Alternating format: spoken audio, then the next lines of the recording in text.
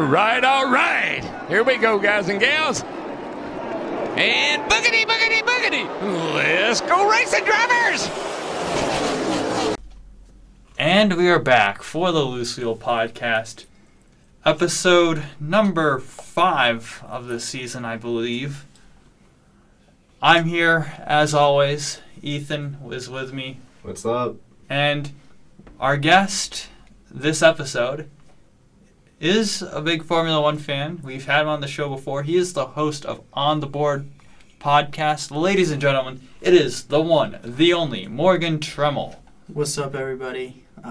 Here to talk some news, talk about Clash Coliseum. Let's get into it. That being said, let's get into the reviews. And now for last week's race reviews. Yeah, so I actually I didn't watch the race. You two did. So, yeah. I mean, was it a good race? Bad race? Yeah, How was it? It was about a 6 out of 10 for me. At points it was a very choppy race. Mm-hmm. You had long green flag runs that were, I thought, too long, but that's fine. And then a bunch of cautions, and then a long green flag run, and a bunch of cautions, which made it for a really weird race to watch, because you didn't know if they were going to go for a 40-lap run or go for a 2-lap run. Another thing that made it interesting was the weather that was threatening to come in at any second, so they were kind of trying to speed up all the cautions. There was a period where we had caution, green flag for 1-2 laps, another caution. Mm-hmm. That was really interesting because it was kind of just whose starts were the best. Mm-hmm. I mean, the end was literally who can start the best. Yeah. The last two, we literally had 2 laps under. And then I made the stellar prediction that the only way I was very invested in this race because I made the stellar prediction that the only way for us to get a happy ending was if Ty Gibbs absolutely smoked it into a corner and just he had a caution because of that. And what did Ty Gibbs do? He smoked it into a corner and we had a caution. And you confirm that was a prediction that Morgan made? That was a prediction that Morgan made. However, I think he might have Gibbs had a little help into the corner, so I don't think that was really Gibbs' fault. But we'll count it. I'm going to give huge props to NASCAR. Something that they've never done, truly unprecedented, is Mother Nature likes to wage war with NASCAR throughout the years, not let them race. So NASCAR just said, okay, we're going to beat you to what you're going to do and move the race up a day, which was, I thought, a very smart decision. We're recording this on Tuesday. We might not be seeing the race yet if they didn't do that. Yeah, those storms in California are crazy right now. Yeah. That's something I liked. Unfortunately, it took out the heat races and the last chance qualifier, which I'm going to be honest, were my favorite parts of the Clash the past 2 years with this format. You had the first year just Ty Dillon being an absolute menace to the field, wrecking everything in plain sight. And then seeing drivers, quite frankly, just that we would expect to do well, not do well. Like Keselowski the first 2 years, he missed the race in both years. And that's shocked everyone both times. So with that being said, that was disappointing. The group qualifying thing worked to an extent. Groups were a little wonky. I don't think they were balanced well. No. I think that they should have done it based off of practice speeds from the first practice. That would have set it, I think, in at least a better lineup, I think. Yeah. But it worked for that situation. It worked. Yeah, I think the Clash is always an interesting one because it's so different from a lot of the other races. and it's an exhibition, it's kind of hard to get a gauge. Like, if you had asked Right. me, like, I look at that 54 car that Gibbs was driving. That thing, it looks unstoppable if Gibbs can get a hold of it and not, screw it into the corner. But that once again, the Coliseum is just a really weird place to race. I wouldn't really start getting all freaked out over, this guy did really good at the Clash or he did really bad at the Clash. That's not going to be a big kind of precedent for how the rest of the NASCAR Cup Series goes. I think it's going to be different. I mean, it's sure you had Hamlin getting first, and that's like, this brings, consistency to the Clash comparing to the rest of the races. But I mean, I don't think it's something where you should take it with a grain of salt. Yeah, I wouldn't look into it too much. Looking at the top 5, Hamlin, Kyle Busch, Blaney, Logano, Larson, those 5 drivers are fairly solid on short tracks. Blaney really being the outlier there. But you look at those guys and they're great at short tracks. Kyle Busch and Denny Hamlin, great at Martinsville. Both of them great at Bristol. Logano, he's been good at Martinsville and Bristol, winning there in the past. Larson, I think of him as more mile and a half guy, but he's won at short tracks too fairly recently. So, yeah. And then Blaney, the defending champion, by finishing second on not really a short track, but a medium track in Phoenix Raceway. So, yeah, the top 5 makes sense. It's not surprising, but I wouldn't look into it, say that the year's going to be like this. It was a couple interesting points from the race. It was interesting to see Blaney come from last on the grid by taking the provisional. He didn't even qualify into the race on speed. He had to take the provisional, being the highest placed driver in points from last year. That was something that was interesting.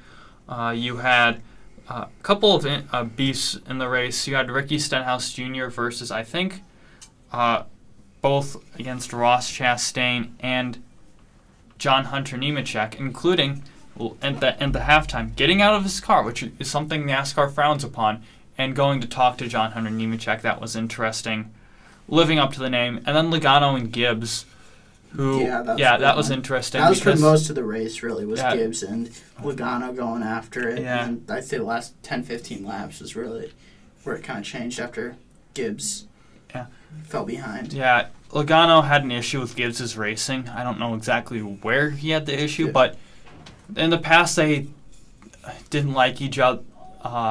They haven't liked each other, and they had a conversation this offseason. And it's interesting, is Logano sees a lot of a younger self in Gibbs, which I would kind of agree. He does know what he's talking about, and he's reflected on the lessons that guys like Harvick, Newman, and I don't know who else was a veteran, like Tony Stewart, gave to him in his first couple of years. And now he's the veteran, and he isn't sure how to conduct himself around these young drivers, how to teach them these lessons. But yeah, moving on to the pick points. This is a spicy one. We had our guest.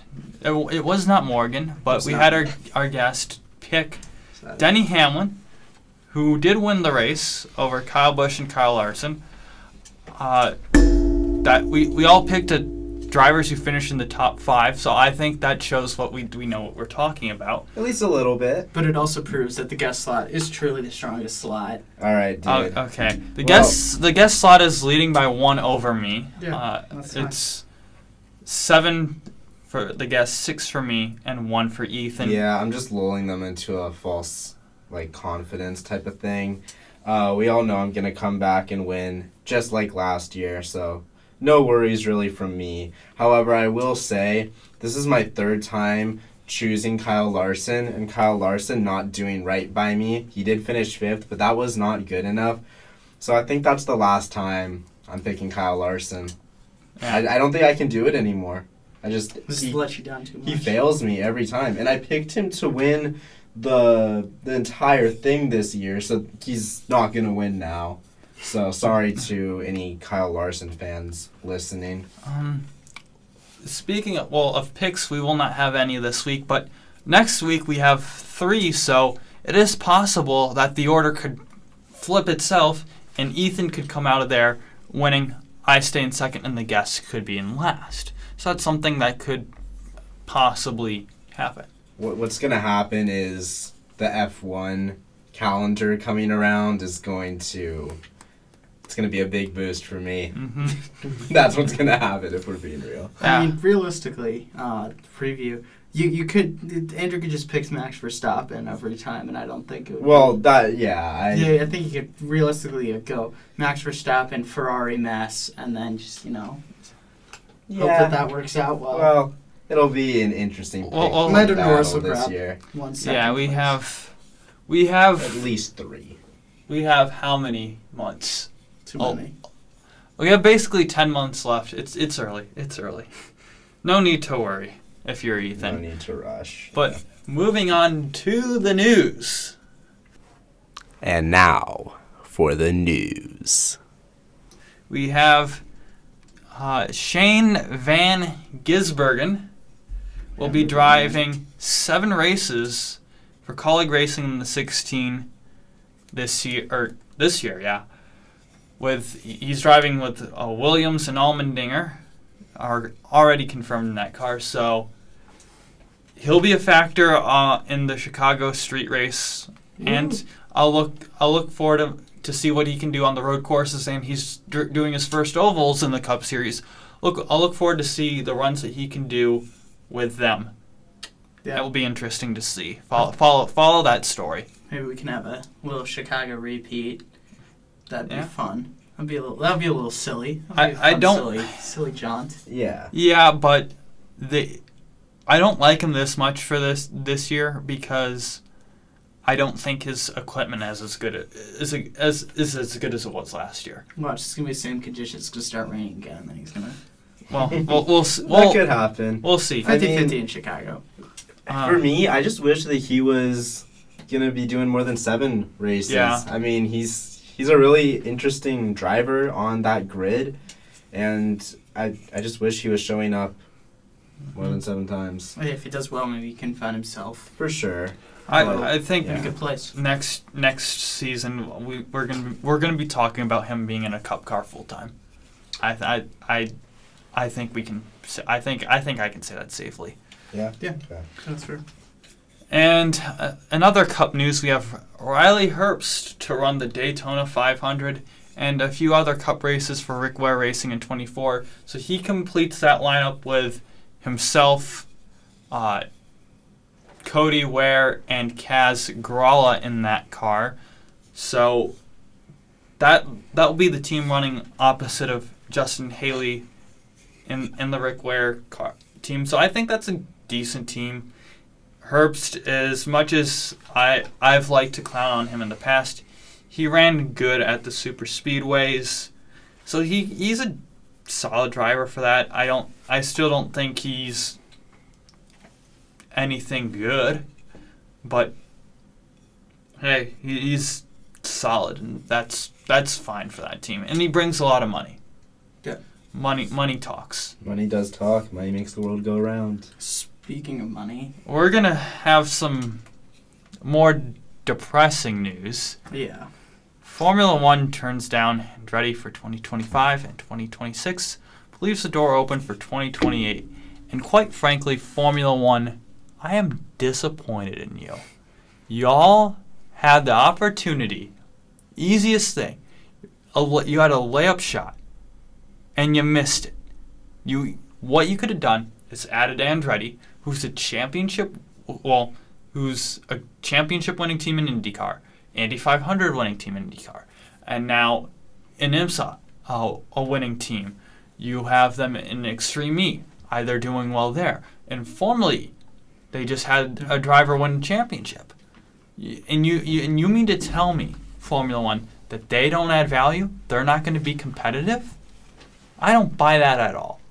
I think it's saying, oh, we don't want you, and we're going to concoct some malarkey excuse, and because we don't want you. I mean, it's all about money, and the teams want their money, which I don't blame them.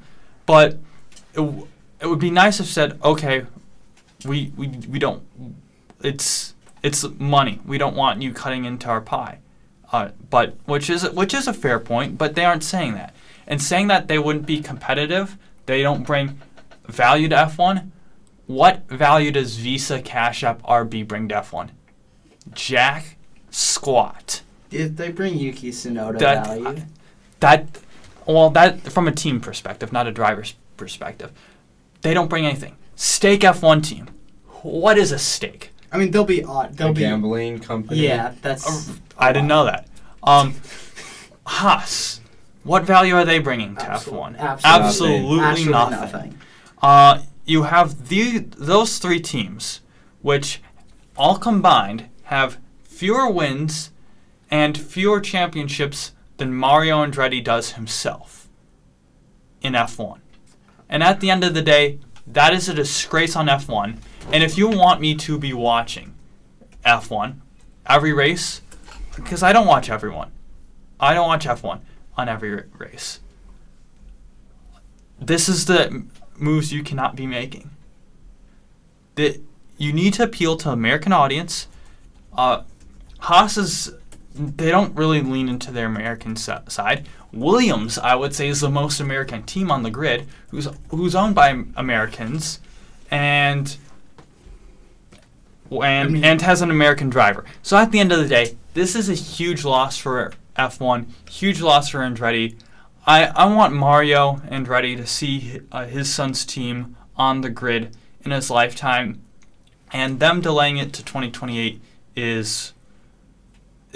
puts delaying it until 2028. They're just possibly in 2028. Yeah, but I mean, and my final thing for this is till 2028 because Cadillac can possibly come in. Well, what's wrong with them running a customer engine? There's 6 of the 10 Formula 1 teams run a customer engine in the current grid. What's wrong with the 7th? I don't see an issue in that. And even with the new engine regulations, McLaren's going to be, or Aston Martin's going to be Honda. So let's even call that a factory effort. And you're going to have Audi coming in. So that will make 4 of the 10 F1 teams running a customer engine. So that is what F1's doing is a huge loss. I am disappointed. When I saw that actually ruined my day. And yeah, that's my thoughts on it. Cook, dude. I went on a rant about the Madrid F1 street circuit. This was nearly as good of a rant, Andrew. I appreciate it. If you can't tell, I'm disappointed. I'm very disappointed. What I'll say for F1 turning down Andretti, as a somewhat newer Formula 1 fan, who's jumped headfirst into the Formula 1 and motorsports in general, ocean, if you will. It's just, like Andrew said, it's really disappointing, but it's also just... It's so unsurprising. It I'm doesn't not surprised by surprise it either. It doesn't surprise me. This is totally, as Andrew said, I'm using his favorite word, malarkey. This turning down Andretti when you have things like Visa, Cash App, RB, I mean, that's just... There's really no excuse for it, but I know exactly why they did it. Like Andrew said, it's all money-based, and it's based on the fact that the top teams have a lot of input. And this decision was up to the teams. Yeah, and of course the teams don't want to add. Yeah. I think... I'll let you finish before I go into my thing, Morgan. Sorry. And even if you just think of, the top 3 in Mercedes, Ferrari, and Red Bull, Visa, Cash App, RB, that's another Red Bull entity, if you will. That's just another thing. Ferrari's just dealing out they have a bunch of people reusing their engines. None of it, especially if it just, for the teams, they don't want what could possibly be competition to rock their horse and, disrupt the F1 grid, which has been for the last few years, and especially the last few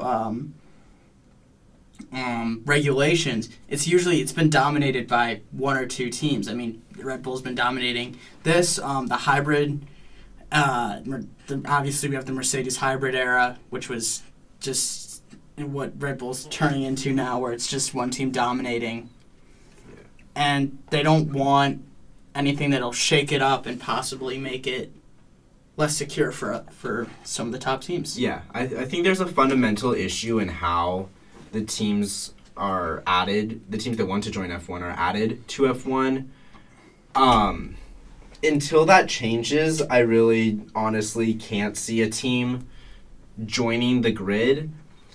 I had some faith before, but this whole process just proved that as long as this current system is in place, that's not happening. And although I am a little less bullish than you guys, I don't think Andretti would be a top team. At the very least, I would have so much faith in them being a competent and successful midfield challenger. Right. Which is something that they don't want. Yeah. I think that more competition, speaking for all of us now, just more competition is better. Yeah. And there's drivers that deserve seats. Mm-hmm. It's all around just disappointing on so many fronts. You kind of really hit the nail on the head with everything, Andrew. So, yeah, you said it, man. Yeah, I've got a couple more points, actually. Let him cook. Yeah. As you kind of said, Ethan, I don't think the team should have control in this. I think this should be not solely up to the governing body, but majority up to the governing body. It should be up to... Yeah, it should be up to the... It should be up to the FIA. FIA, FOM, or whoever, but the team should not be saying, we don't want you. Well, of course they're not going to want anyone. Yeah, exactly. They would say, okay, here's $2 billion for us. Mm-hmm. That's what they would have to do, and no sane person is going to do that. There might be insane people that would do that, but at the end of the day, I don't. Many people are not doing that who are running an F1 team. Go ahead. The only way for a fresh, brand new team to get into F1 is you either become a subsidiary of one of the other teams, you say, oh, we'll be your little second tier, and we'll just filter drivers. I don't even think that. But realistically, the only other thing is if you basically say, yep, we'll be a bottom of the grid team. That's that's like the only way where teams will be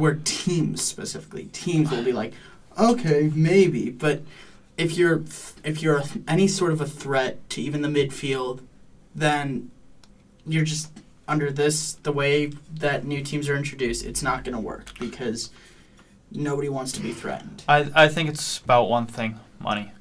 As I said earlier. And I think the only other way to get in is by buying another team. Well, yeah. But I don't think that's going to be happening anytime soon. Maybe. I wouldn't be surprised if Haas is going a little... Haas is just continually going downhill. Yeah, I wouldn't be surprised if Gene Haas eventually sold to Andretti, and that's how Andretti came into F1. Yeah. I really wouldn't be surprised if that happened. Maybe. And another thing is, I'm going to have to credit Alexander Rossi from his podcast. He said this, is that from his short time being on the grid, he said F1 doesn't like America that much. No. Which it's obvious that they don't. Well, they do like America from marketing. Hold on. We'll talk about that later. But in terms of American people, on the grid, they don't like that, and it's a shame because the owners are American. It's Liberty Media now. Well, that's why there's so much of a push towards American races and all that, and it's why it really doesn't make sense that they would, from that perspective anyway, why they wouldn't allow an American team. I think the whole like American hate thing is probably a little different now than then. I mean, Zach Yeah. Brown's been on the grid forever. Logan Sargent has fans in the. I mean, Logan Sargent's whole personality is American. Yeah. To be fair, that's like he. that kind of wasn't by choice though. No, I'm not saying it but by choice, but that's what. I what don't it's think become. that there. I think that sentiment from when Rossi was on the grid might not exist, at least to the same extent anymore.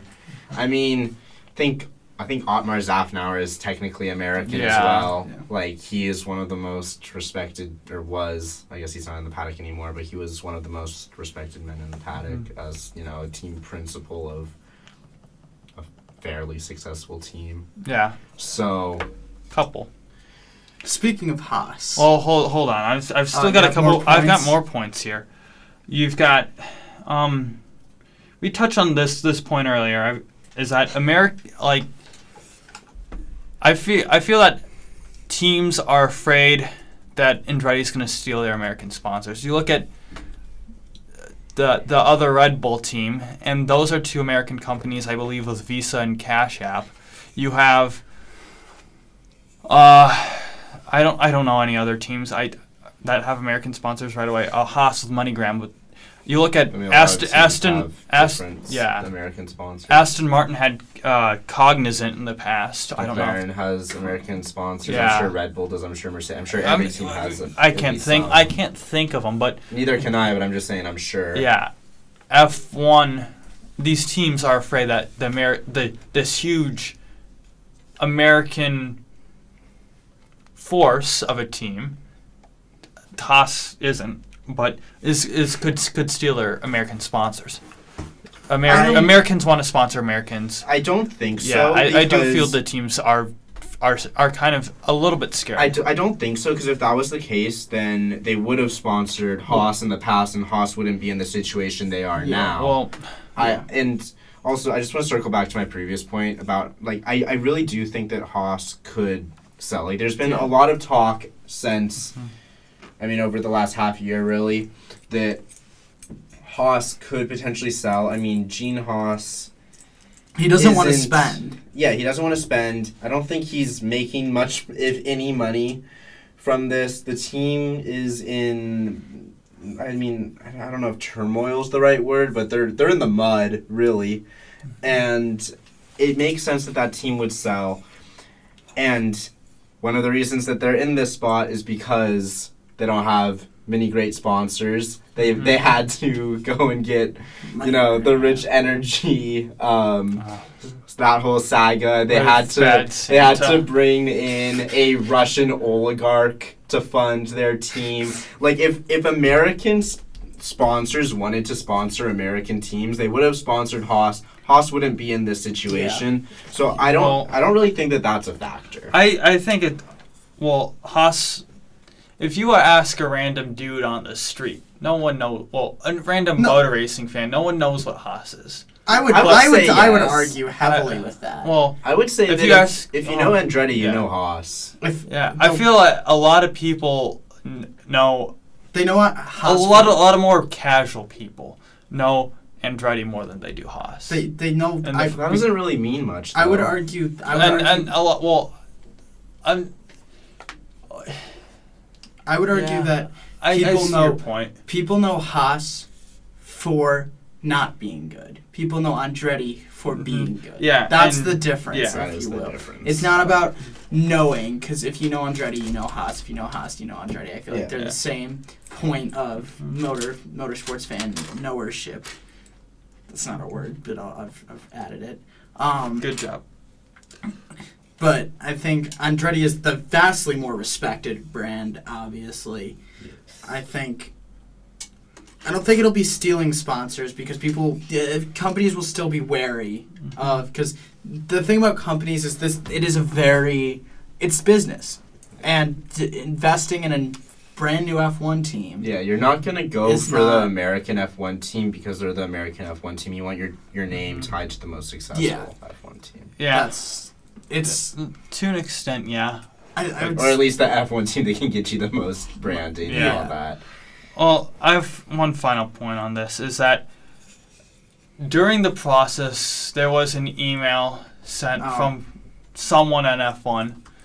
It was some I don't even know. No one really knows. It was some guy or some person in there that was not who is not important really, and they sent an email to Andretti, and the email went to Andretti's spam folder, and that was for a meeting of which Andretti could Argue his case argue in this case in person.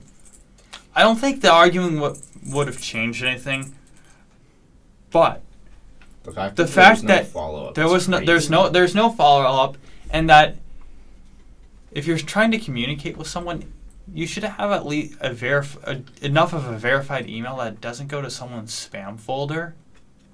That Or- amazes me. Or at least have different means of communication. I know basic Yeah. companies have at least Mhm. they'll email somebody and then they'll call them. They'll Yeah. be like, here's an email, and if they don't respond to the email, then you call them. Yeah. Where's the royal letter? Like, Yeah. what? For real. Where's the stamped letter with All right. by carrier pigeon? Yeah. You look all right. I need to There- thought of doing there's a Collie's signature on that. Yeah.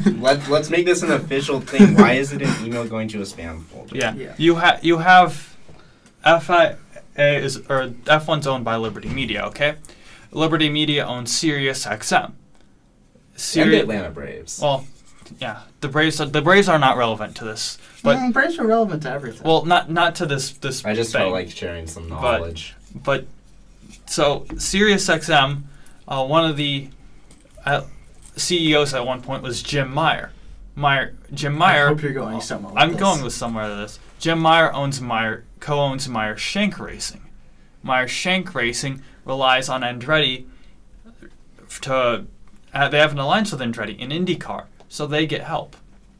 So there's obvious ways that you can connect through people. I don't know. Just it's not that hard to screw this up, and they've screwed it up bad. Yeah. It was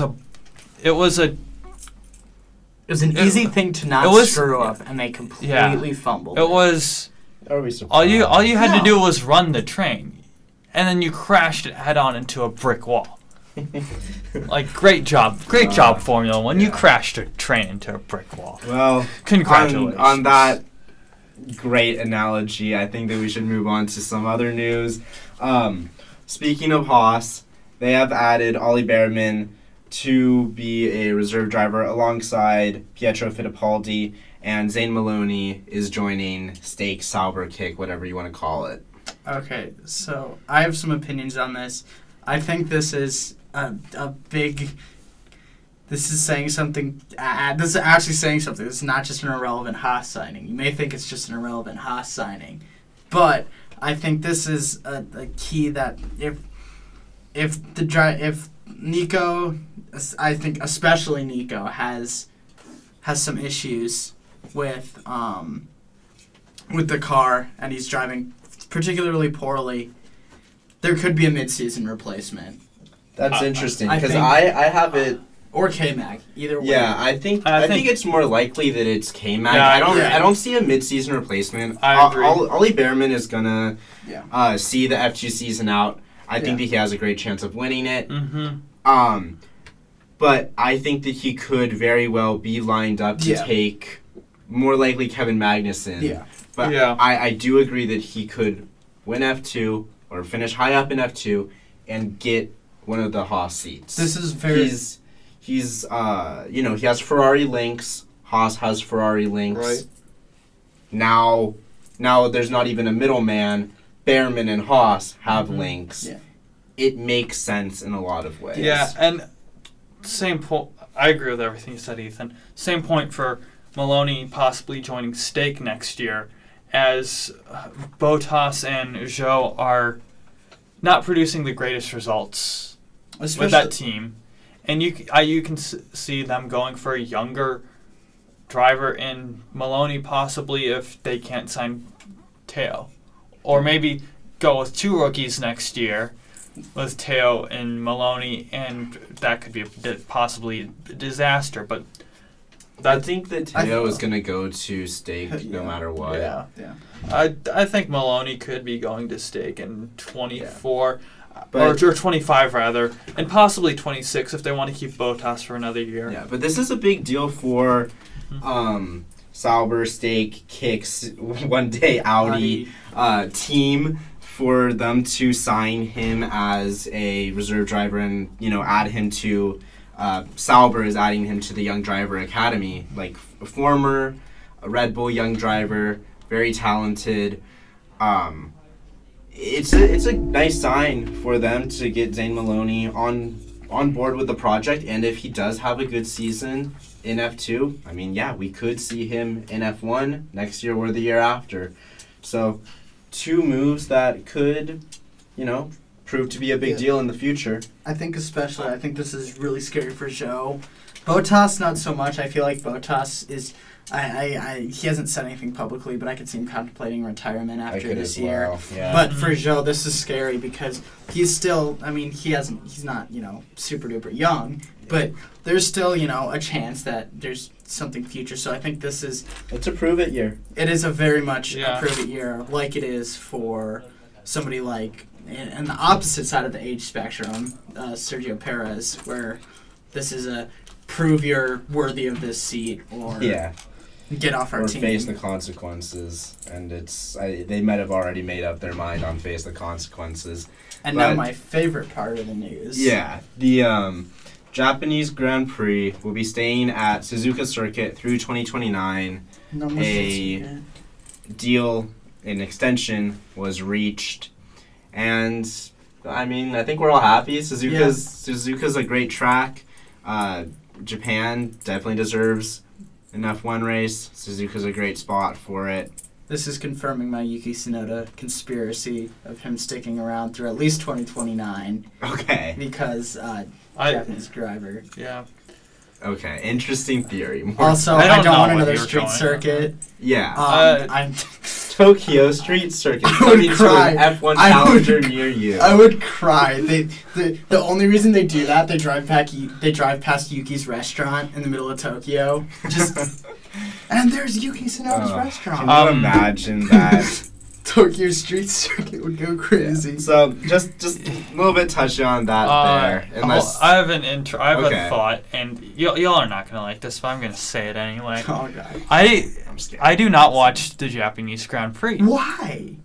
I don't care that much about F1. It's the perfect time for an American, especially in our time zone, to watch the race. It starts at 10 p.m. But it's the best time.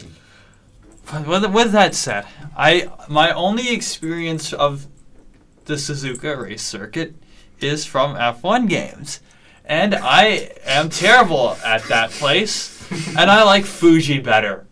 Please don't. You're bad at Suzuka because you're not a good driver. Yeah. I'm good at Austria. I've got a perfect record there. Yeah, Austria is the easiest track to drive. I could drive Austria with my eyes closed. I won in Austria in a Haas in one of the games. I think it was 18 or something. I'm also undefeated at Monza and Spa. Okay. Well, we know who got pole position then. Hold on. At the end of the day, it's a win for F1. And I will say, Suzuka is cool because it's a figure 8 track. Only one on the grid. I like that. I mean, that is true. Anyway, though, moving on. Alexander Albon. We've talked about him last week. Red Bull was talking about wanting him back. We picked him as potential and likely. Not you, Andrew. You're different, okay? Me and Morgan picked him. And a lot of people on the internet were picking him as well to be a very likely replacement for Lewis Hamilton. Williams has stepped up and said, yeah, we got him under contract for 2025. Do contracts in F1 mean anything? No. Not really, but Williams, it would be in their best interest to keep him around. Well, and they're coming out and saying that the way things are written up right now, he will be. Yeah, I think this Go ahead. This clearly leads to Logan Sargent to Mercedes. Of course, right? Because why else would you Yeah. announce that you're saying Albon under the circumstance that you are lending, because everybody wants Logan Sargent to Mercedes being the most likely possible outcome. I actually have an opinion on this. I have a thought. What a shock. Shocker. on this episode. It's more of a thought than an opinion. I lied. Vals did say that he wouldn't stand in the way if Albon wanted to go to Red Bull or Mercedes. So I think it's smart of him to leave that on the table. For sure. Yeah. So, really, breaking news, nothing of any value to say here, really. Albon is under contract. He could potentially leave the team, but he might not because he is under contract. That's how F1 contracts work. They're made up. They don't exist. For legal reasons, they exist, but, they don't really exist. They are actually just They're fraudulent contracts. They are fake pieces of paper printed out at whatever the nearest local library is. Yeah. Not even a UPS store? No, it's a local library. Wow. Moving on from that, you guys want to touch on the car launches for please. F1 that we've seen over the past few days? We saw the Ben 10 car. the Ben 10 car. Yeah. We saw the Williams, which is, it's a Williams. It's a Williams. Same for thing sure. as Haas. It's a Haas. It's yeah, definitely the a car. Haas is a Haas. I will say the Williams. Haas is an improvement from last year. I think You- going with the all black is a I do better like thing. I do like the Haas as well. It's not the rich energy black, which was I think the best Haas car ever. I mean, that car was pretty cool. But The Haas it's definitely a Haas, but it looks fine. The Williams, I would say looks it's fine. a small step down from last year. Yeah. The real conversation though is my- the kick Sauber steak F1 whatchamacallit. whatever. Who likes to advertise on websites that I look at. The green I is love it. certainly a choice. I I hate it and I love it. It's not. I love it because it's different and it stands out. If any of you have tried to design your own car in F123, it looks like what an average 10-year-old would make. Yeah. Neon green everywhere. Yeah. It's great. It's hilarious. No one is going to confuse that car With for anything anything else this year, and I think that's a good thing. The only step up could have been if they made it all green.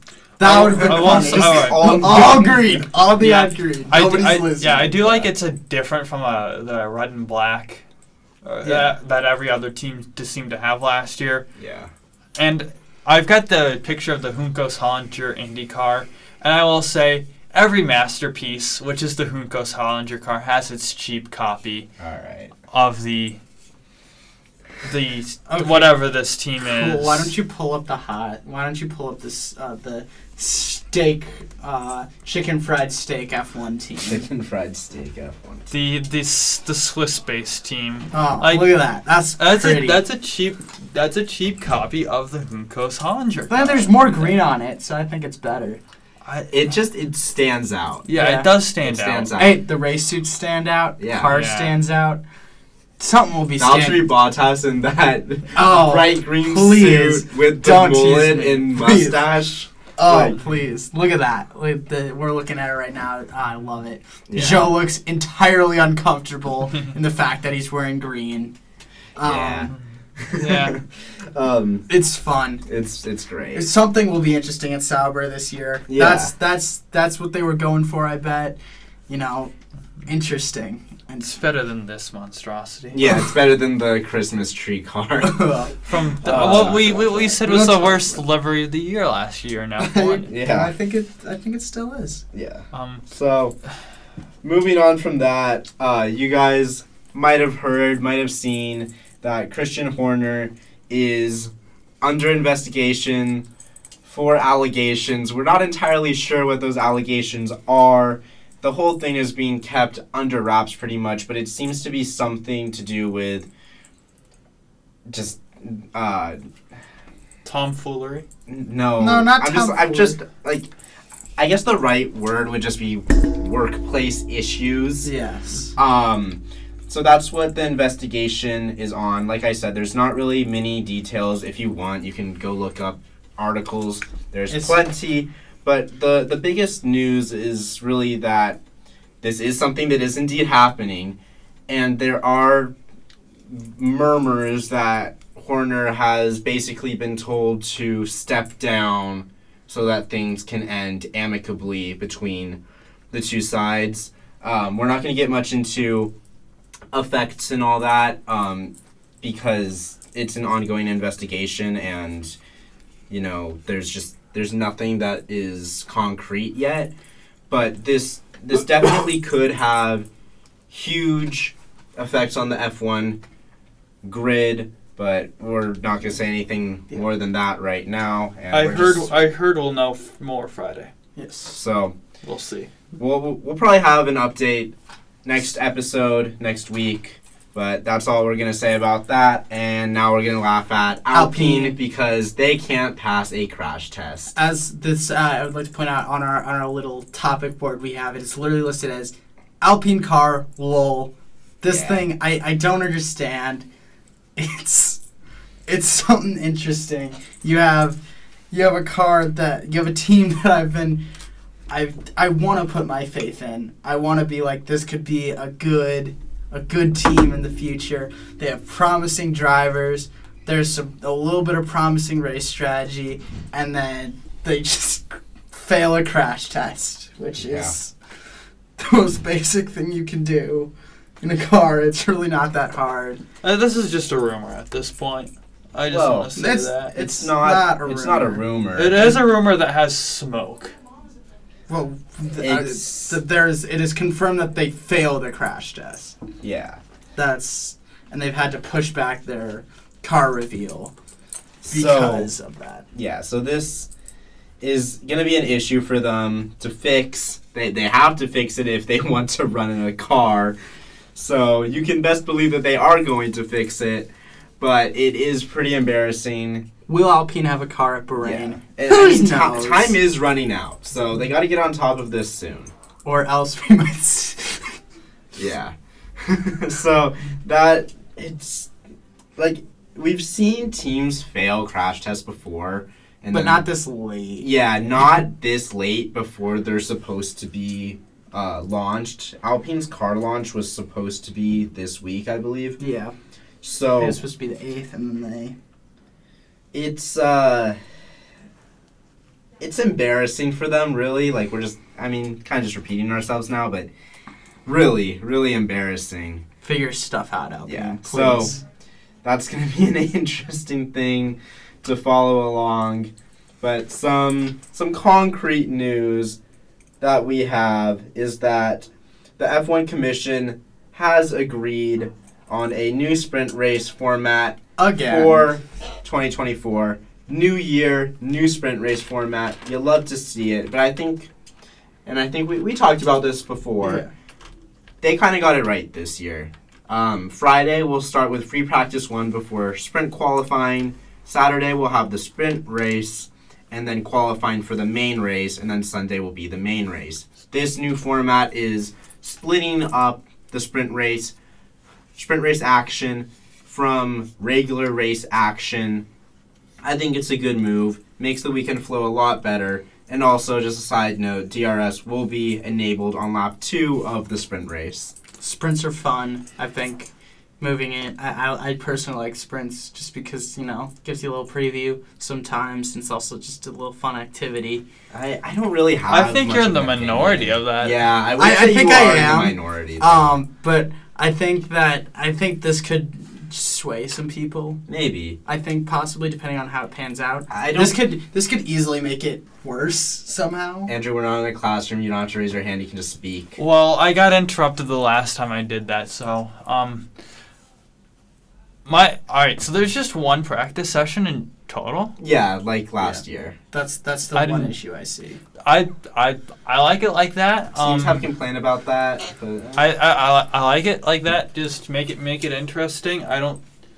I don't. I like it like that. Andrew Hazlett 2024. Yeah, in my opinion, I feel that there should be 2 practice sessions for every race. We don't need to be doing 3. I think 3 is too much, but with 1 in the sprint race, that's fine for me. Yeah. Yeah. So, I think that this sprint race format might actually last for a while because it seems like it's a good order. We're not going to see anything like reverse grids in F1. Stop asking for that. So this is going to be, maybe. in my opinion, what sprint races are going to look like for quite some time. Yeah, maybe this one will last for 4 years. Yeah, you never know. Yeah. Yeah. Moving on to stateside news. Dreyer and Reinbold Racing is teaming up with Cusick Motorsports again this year to field Ryan Hunter-Reay and Connor Daly at the Indy 500. No surprise there for Dreyer and Reinbold Racing, the Indy-only team with possibly expanding to a full-time team eventually. But I think good signings, experienced drivers in Ryan Hunter-Reay, Connor Daly. Daly, his best race is the 500. Great pairing there. I look forward to that.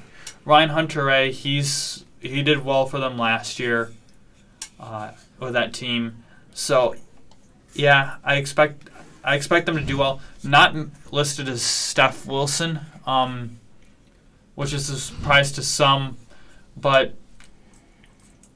I think Cusick wants to keep dealing with them in the future. Just it didn't work out this year.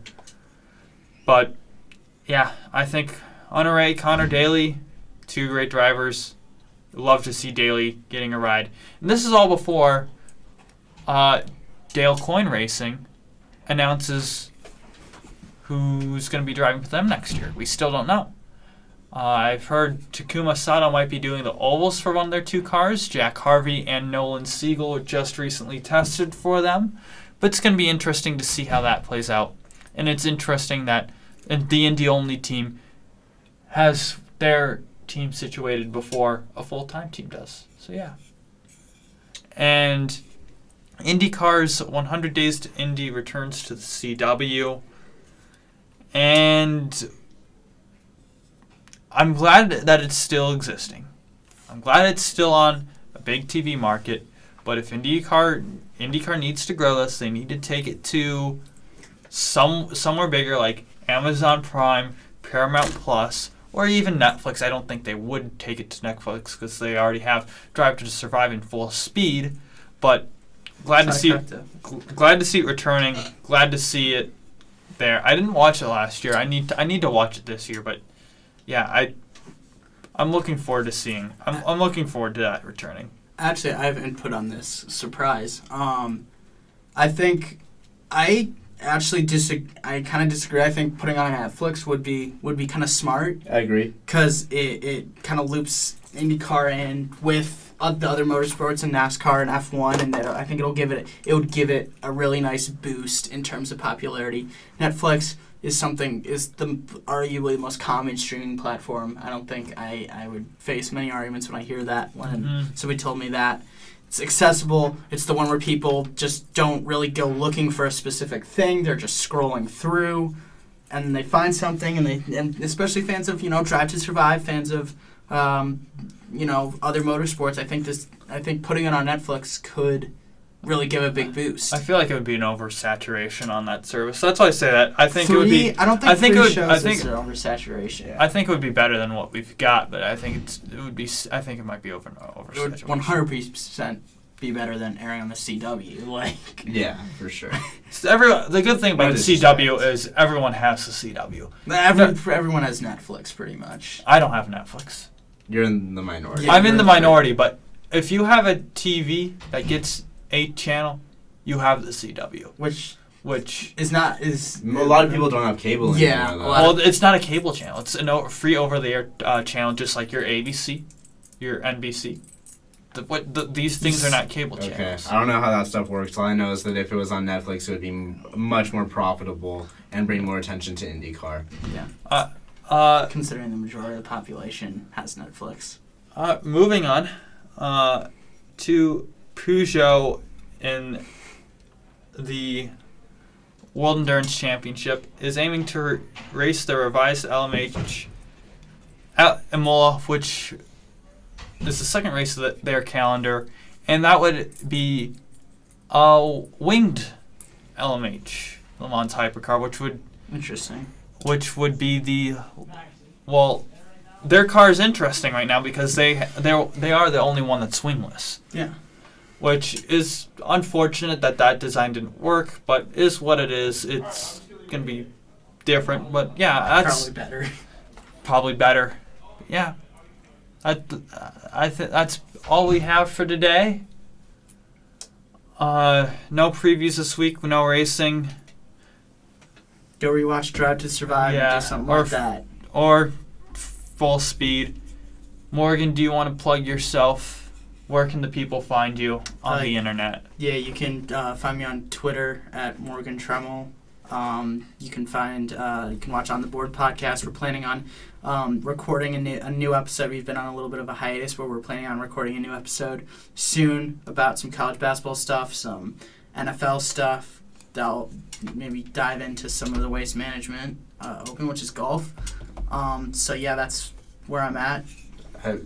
You reminded me by saying all that to plug my new Twitter, Ethan Ignatovsky, just that, IGNATOVSKY. Go follow it, uppercase E, uppercase I. Yeah. All one thing. Follow me on Twitter as well. I don't know my handle, but that's insane. How do you know? I don't bother to remember that stuff. There's Look more up Andrew Hazlett on Twitter. You'll probably find me. You'll probably see the horrendous stuff I put on. It's actually not that bad. But anyway, I think that's enough for this episode. Yeah. Goodbye. To me, it looked like he actually lost the wheel. The wheel for Ross Chastain is still and perfect. Wheel on the track. Did you leave the wheel loose? You picked a fine time to leave me loose, wheel.